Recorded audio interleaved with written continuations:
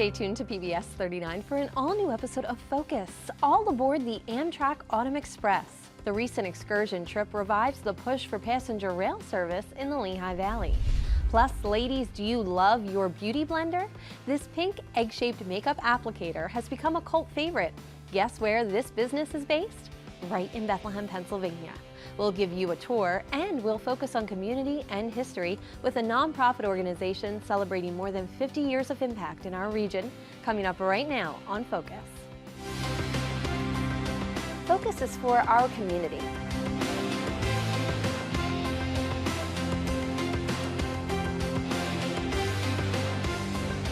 Focus showcases the people, The places, and the issues that matter to you.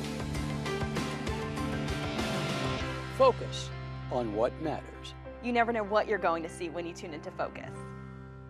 Support for Focus is provided by Univest, Banking, Insurance, Investments, Fellowship Community, Continuing Care with Spirit, and by viewers like you. Thank you.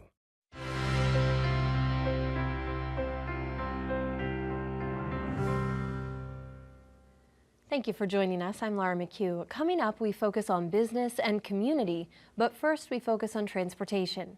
Taking the train from the Lehigh Valley to New York or Philadelphia was once commonplace, but passenger service dried up and vanished during the latter half of the 20th century and never returned. Folks in the Valley have discussed restoring it for a whole host of reasons. Recently, Amtrak launched the Autumn Express, a one-time passenger excursion that passed through the Lehigh Valley, cheered on by onlookers from Easton, Bethlehem, Allentown, and Emmaus. Here's Grover Silcox with the story. The Amtrak Autumn Express brought passengers and memories back to the Lehigh Valley in late October. I just wanted to, check out the first passenger train in Lehigh Valley in an awful long time. Folks in the Lehigh Valley see lots of freight trains, but the passenger trains, which operated here for almost 125 years, are long gone. When I was a child, the train used to run through here, and my mom and I used to go down to Philly. The Autumn Express filled up quickly.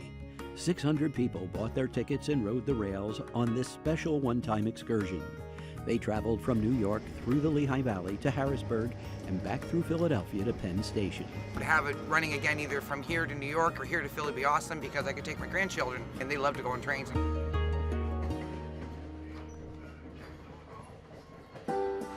People in the Lehigh Valley might have to wait indefinitely for the next train. There's no current plan to restore passenger service. The mayors of Easton, Bethlehem, and Allentown would like to see it happen.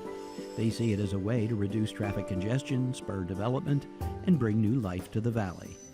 We'd also bring more visitors into the city of Bethlehem and Allentown, and I think it'd just be an economic boost for us. Some say it would take substantial community support to restore passenger rail service to the Lehigh Valley. But others say the benefits justify the means, and that the Amtrak Autumn Express showed that people in the Lehigh Valley want a ticket to ride. For Focus, I'm Grover Silcox reporting.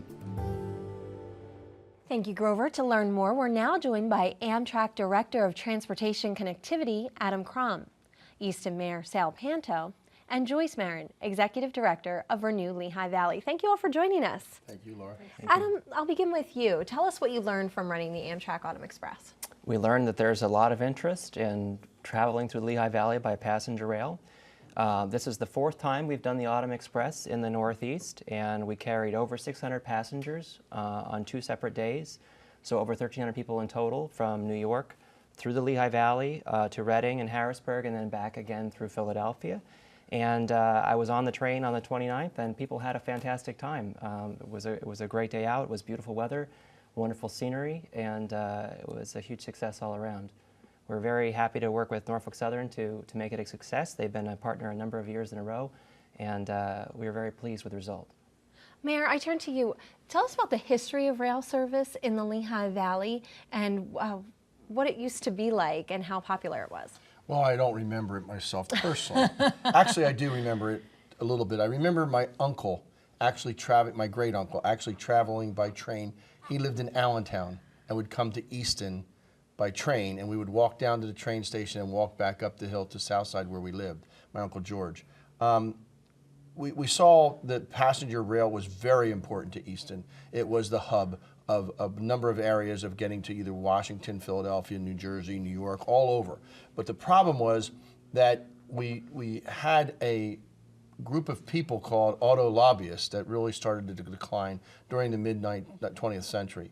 But the history was very, very powerful because Easton was always a center of trade and commerce, because we were at the point where you could go across the canals when the canals were the transportation, to the Morris Canal in New Jersey to get to New York, or down the Delaware Canal to get to Philadelphia. But when the trains came along, the engineering was already done for the canals, so they came right along the canal system. So as rail became more productive and more popular for freight and people, we became very, very much the center of commerce and trade for the Lehigh Valley. Joyce, what has Renew Lehigh Valley learned about rail service through studying it over the years?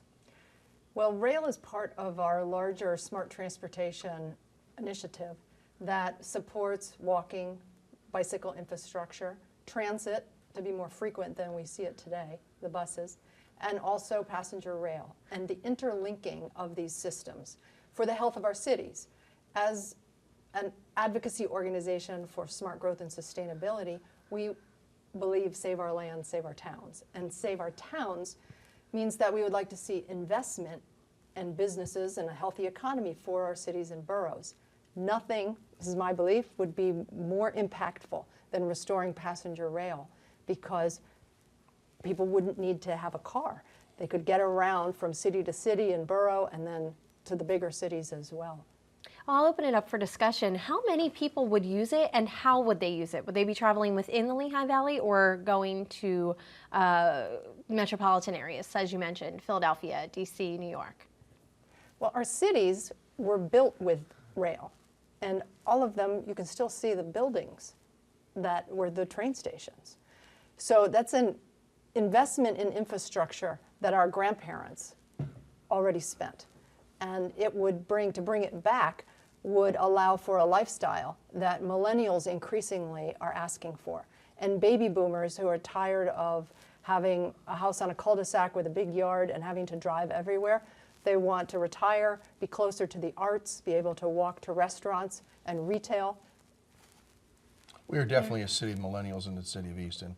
We've been attracting a lot of millennials. And I think the thing about rail service is all the things that Renew Lehigh Valley is doing plus. For example, the best thing you could do to energize our economy in the United States is invest in passenger rail, with everything being made in the United States. The rails, the locomotives, the motors, all the way down to the uniforms. As the rail service is used, it has maintenance costs, it has repairs, replacement of all those things, and you start generating really sustainable jobs. It also allows cities like Easton, Bethlehem, and Allentown, and boroughs like Emmaus to allow people to commute easier. So the convenience is very important. And the third part is the environment. We reduce our carbon emissions immensely because we don't rely on the cars as much as we do today.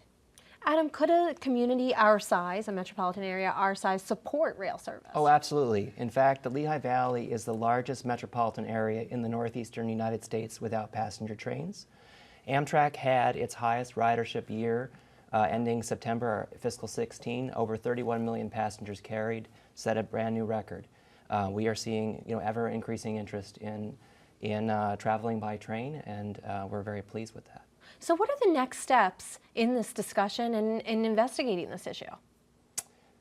Well, I think that the next steps are to evaluate the potential service alternatives, and it's really an exploration with the community and the states whether they want to make an investment in a passenger service of some kind. Amtrak partners with many state departments of transportation to provide the train services around the country, including with the Pennsylvania Department of Transportation. We run 14 weekday round trips between Philadelphia and Harrisburg, and one of them currently continues on to Pittsburgh, and those are in partnership with PennDOT. How significant an investment are we talking? Well, it's significant, but the question is what's the return on that investment? I mean, we talk about when we're in government, The business model is what is the return on investment? So what do you get if you have passenger rail? That study needs to be done subjectively and objectively, because the last one that was done, I don't think was very objective at all. It was anti-passenger rail.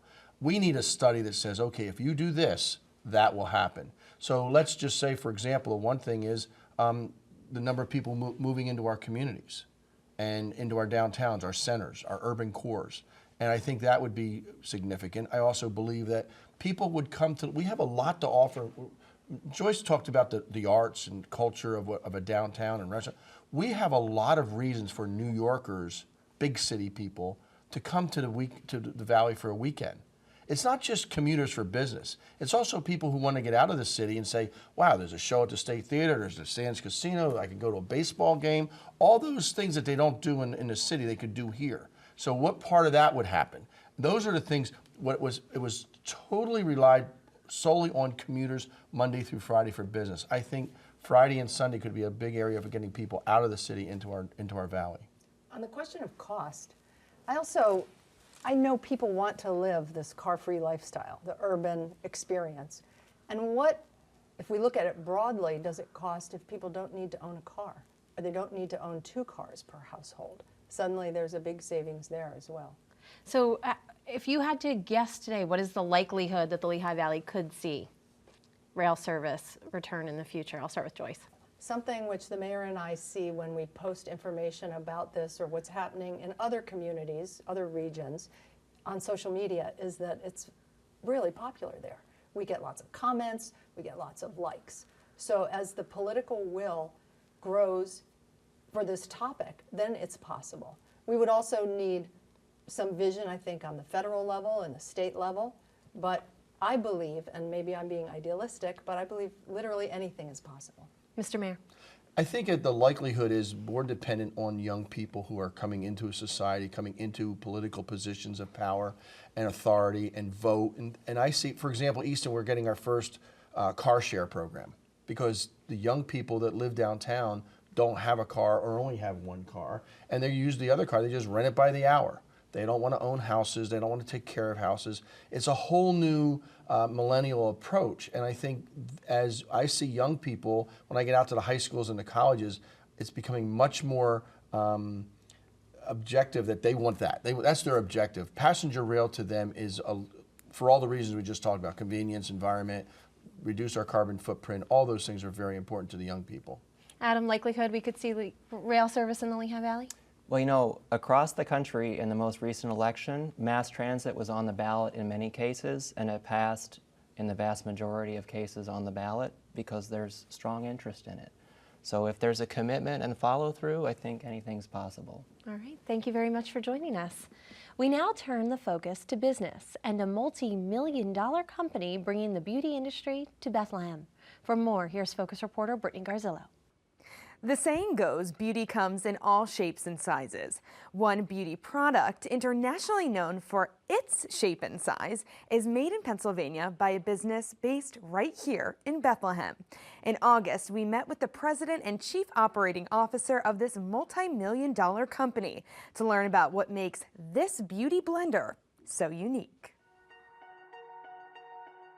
If you try to avoid beauty blunders, you may have heard of the Beauty Blender, a pink egg-shaped sponge used to apply foundations, powders, moisturizers, and more that some say has quickly become makeup's best friend. Part of our business is making people look the best they can look at any age. And if we can make them feel that way too, then we've hit a jackpot. Hey guys, good morning. How's everybody doing? Catherine Bailey of Bethlehem is President and Chief Operating Officer of Redeeming Beauty Incorporated, the multi-million-dollar company that makes the internationally known and award-winning makeup applicator. There was never a category of makeup applicators before.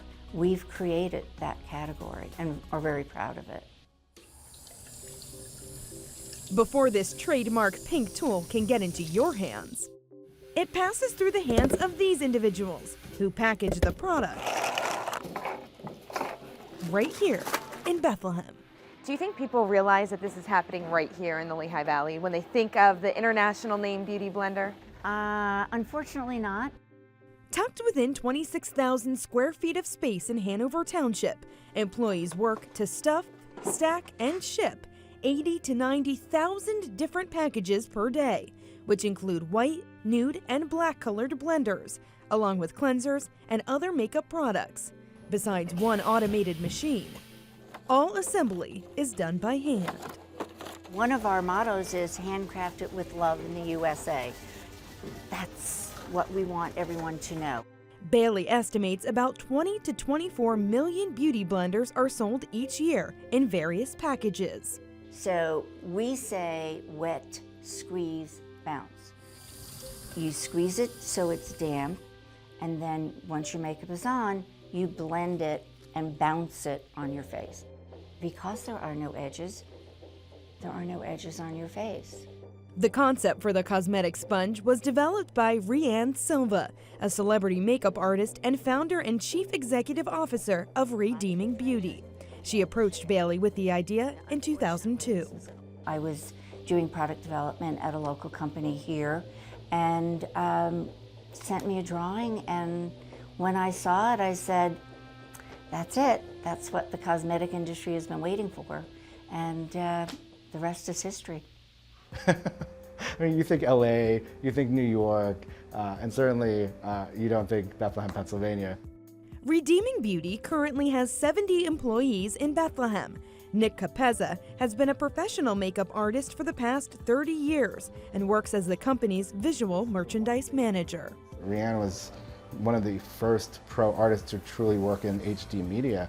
I mean, when she created the blender, she changed the whole industry. What's it like to see your product out there? Oh my God, this is amazing. Beauty Blender gave me the opportunity to grow with the company. I've never been supervisor before, and they trust me. I used to work in other places, so when I came here, seriously, I felt like this is like a family. This is our warehouse. Dana Wolfgang is the company's distribution manager. Everything that we ship ships from this warehouse.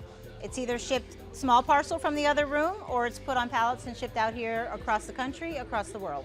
In 2017, the company will celebrate 15 years in business and plans to expand into an additional 25,000 square feet of space. To watch it come to fruition is quite mind-boggling. Rianne and I will look at each other many times and go, wow, really? And we go, yeah, really. So what is Bailey's advice for aspiring entrepreneurs? Be real, be true, believe in your entrepreneurial pursuit 150%. Believe in the people that you bring on to help you do that. Biggest thing is you gotta be honest. What you see is what you get, and if what you're seeing is real, you're gonna succeed. For Focus, I'm Brittany Garzillo, reporting. Thank you, Brittany. Next, we focus on community with our Spotlight on Service.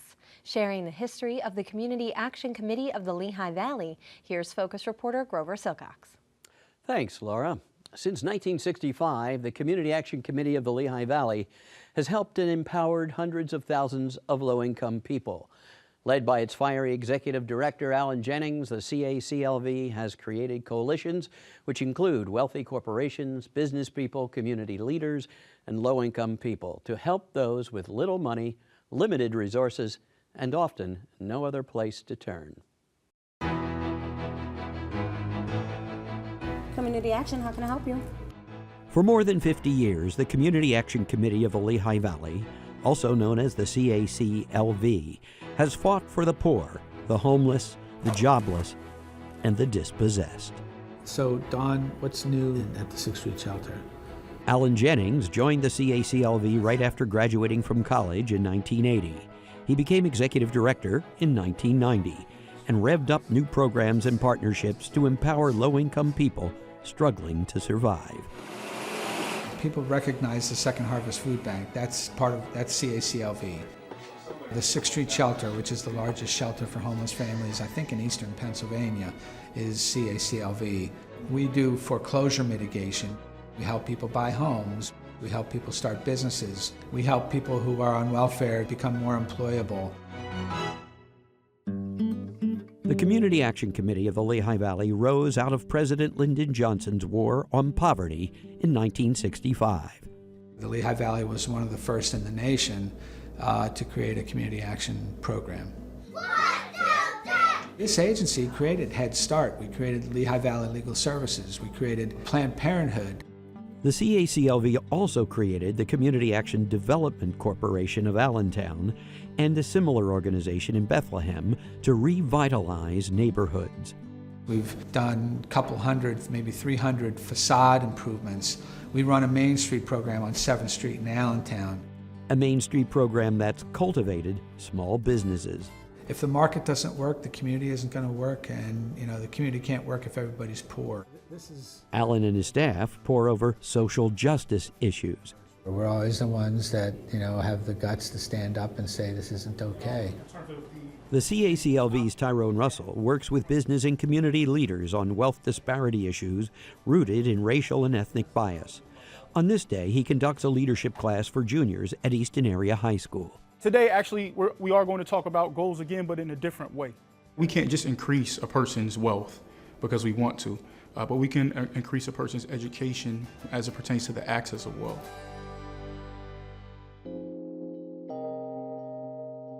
Allen, known for his 60-hour work weeks, has a staff that shares his passions. I look for people who have what I call missionary zeal. Allen has taken the CACLV from 9 employees and a $500,000 budget to nearly 100 employees and a $20 million a year budget. We're very much sympathetic to and understanding of and look like the people we serve. About half of his staff are people of color, and about 40% speak Spanish.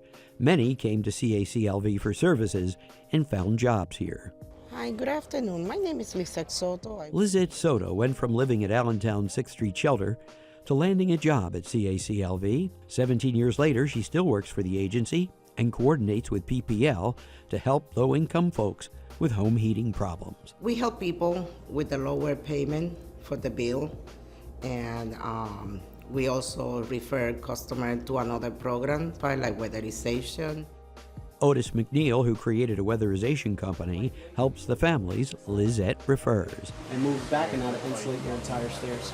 We went through our Start Your Business program, learned how to be an entrepreneur, got a loan from our micro-lending unit called the Rising Tide Community Loan Fund, and he does contracting for us.